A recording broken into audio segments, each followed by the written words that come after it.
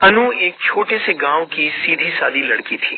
वह अपनी किताबों और सपनों की दुनिया में खोई रहती थी। गांव के पास एक पुराना सुनसान हवेली था, जिसके बारे में कई डरावनी कहानियां प्रचलित थीं। कहते थे कि वहां एक भूत का साया है जो रात होते ही हवेली में भटकता है। एक दिन अनु को हवेली के बारे में जानने की जिज्ञासा हुई। उसकी सहेलियों ने उसे मना किया, लेकिन उसकी जिद के आगे कोई टिक न सका। वह शाम होते ही हवेली की ओर चल पड़ी। जैसे ही उसने हवेली का दरवाजा खोला, एक ठंडी हवा का झोंका आया और उसे लगा कि कोई वहां पहले से मौजूद है। अचानक एक हल्की रोशनी में एक धुंधली परछाई दिखाई दी। अनु घबराई, लेकिन तभी वह परछाई धीरे धीरे एक सुंदर युवा युवक का रूप लेने लगी।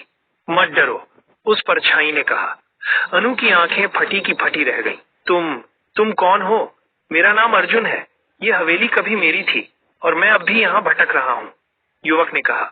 धीरे धीरे अनु और अर्जुन की मुलाकातें होने लगी। अनु को एहसास हुआ कि अर्जुन एक दयालु और नेक दिल आत्मा है, जिसे किसी ने विश्वासघात कर मारा था।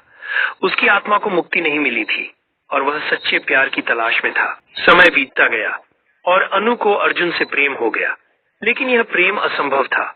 एक जीवित इंसान और एक भूत की प्रेम कहानी कैसे पूरी हो सकती थी? एक दिन गांव के एक वृद्ध ने अनु को बताया कि यदि कोई अपने सच्चे प्रेम की आहुति दे तो अर्जुन की आत्मा को मुक्ति मिल सकती है।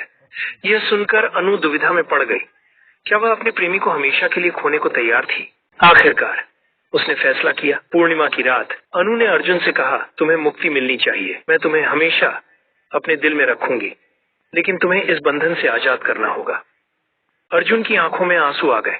उसने धीरे से अनु का हाथ छुआ और एक चमकदार रोशनी में बदलकर आसमान में विलीन हो गया। हवेली की सारी नकारात्मक ऊर्जा भी उसके साथ चली गई और गांव वालों को फिर कभी वहां किसी भूत का एहसास नहीं हुआ।